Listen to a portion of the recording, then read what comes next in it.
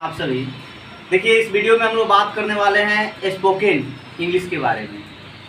हम सभी जानते हैं कि आज के मॉडर्न इरा में बिना इंग्लिश नॉलेज के हम अपने जीवन में सक्सेसफुल नहीं हो सकते हैं। चाहे जीवन के जिस क्षेत्र में भी जाएं, एजुकेशनल एरिया हो या इंडस्ट्रियल एरिया हो, हर जगह शिक्षा की ज़रूरत होती है। और उसमें एजुकेशन में अगर देखा जाए तो विशेषता अगर लैंग्वेज की हम बात करें तो इंग्लिश लैंग्वेज जो है वह काफ़ी इम्पोर्टेंट है।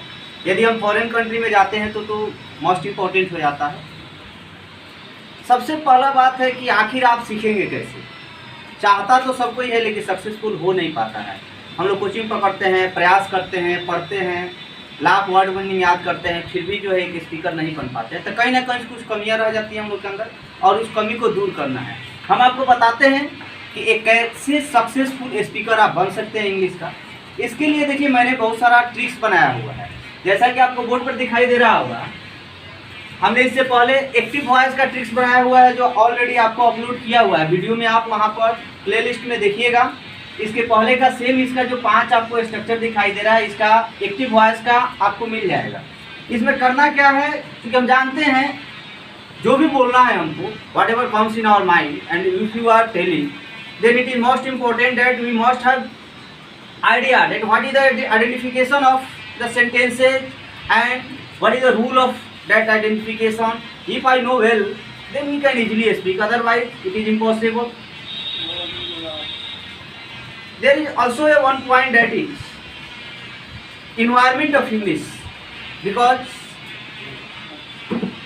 all we learn English, but I see the students who live in local area where there is no environment of English, I think they will have to face many type of problems, because it may be that he will learn rules, identification to any institutions, but he will not practice. Then I think it will be not possible for them to be a fluent speaker. So it's my opinion, and you can also take it as advice. Try to practice more and more by yourself, because there cannot be a friend who will talk to you in English in local area. But if you will determine that you will have to learn, then I think it is easy. So I am going to give you some tricks. At first you will have to write down and then you will have to remember. कैसे याद करना है मैं ये भी आपको बताता हूँ। जैसे आपको 5 स्ट्रक्चर दिखाई दे रहा है, सारा का सारा जो है पैसिव वॉइस का स्ट्रक्चर है। जैसे देखिए, इसका एक्टिव वॉइस होता है नेको है, ने वाला है। इट मीन्स दैट अब आपको समझ नहीं आ रहा है नेको है क्या है, मैं आपको बता रहा हूँ। जैसे यहाँ पर मैंने लिखा आ जाने को है या आ जाने वाला है, आ जाने वाला है, तो ये आपका आइडेंटिफिकेशन हुआ। यदि सेंटेंस के लास्ट में आपको ये दिखाई देता है क्रिया के अंत में आ ई ए प्लस जाने को है, जाने वाला है इत्यादि लगा होगा, तब हम इस रूल को अप्लाई करेंगे। रूल क्या है आपका, तो सब्जेक्ट प्लस इजेमार यानी helping verb plus to plus be plus V three plus by plus subject. Generally होता क्या है, जब भी हम सेंटेंसेज बनाते हैं तो वहाँ पर बाई का प्रयोग कॉमन अनकॉमन होता है, जनरली आपको मिलेगा ही।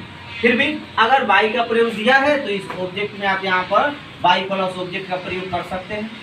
देखिए, हम फर्स्ट वाला का रूल लिखे, ऐसे करके आपको नेक्स्ट वीडियो में आपका 2, 3, 4, 5 का आपको मिलेगा। इसमें केवल हम एक को ही डील कर रहे हैं। जैसे कि आपको बोर्ड पर दिखाई दे रहा है आ जाने को है, आ जाने वाला है। यहाँ मैंने उसका आइडेंटिफिकेशन लिखा। जिस हिंदी वाक्य की क्रिया के अंत में आ जाने को था, ई जाने वाली थी, ए जाने वाले थे लगा होगा, तो हम किस रूल से बनाएंगे, सॉरी हमने सेकेंड का लिखा है, ठीक है। तो इसको हम बनाएंगे subject plus was plus to plus be plus V three plus by plus B. अब देखिए हमने कैसे इसको आइडेंटिफाई करेंगे। मान लीजिए दिया है आपको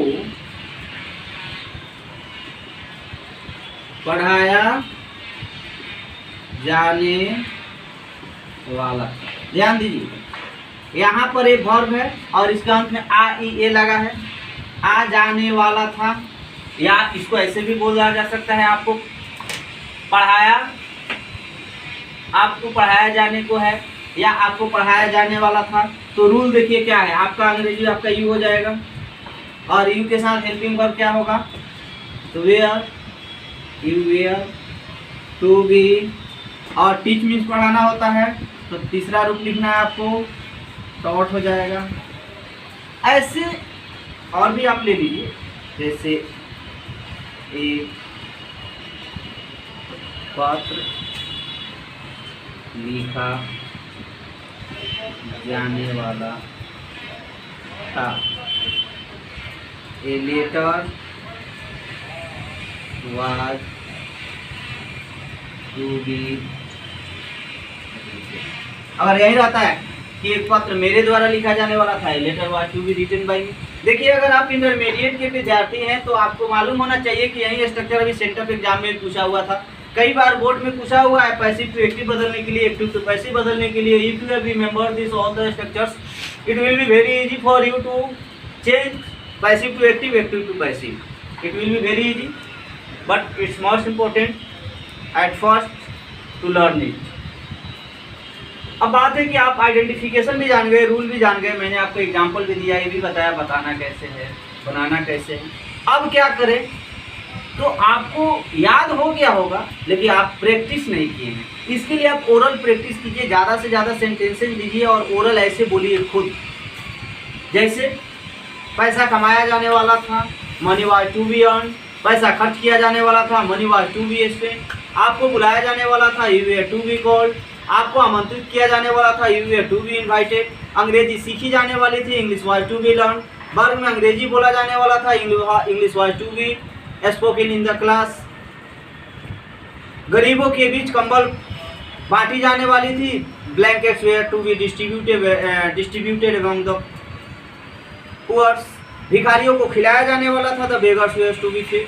like this I think if you will practice more than 100 sentences through one structures, because only I have given the structure of affirmative sentence. You can also make negative sentences, interrogative, WH, interrogative, WH, negative. Like this, from one sentence you will create 6 sentences.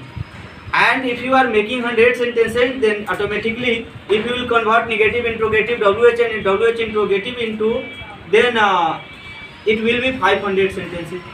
So think yourself, आप खुद विचार कर लीजिए। यदि आप एक structure पर इतना प्रैक्टिस करते हैं, आपको लगता है कि आप नहीं बोल पाएंगे?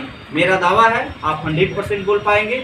मेरे साथ बने रहिए। अगर चाहते हैं कि हम अच्छा अंग्रेजी बोले, सीखें और फ्री ऑफ कॉस्ट आप घर बैठे दूर दराज के क्षेत्र में सीख सकते हैं, इसके लिए मेरे चैनल पॉइंट बिहार को सब्सक्राइब कर लें, बेल आइकन को प्रेस करें ताकि आपको नोटिफिकेशन प्राप्त हो।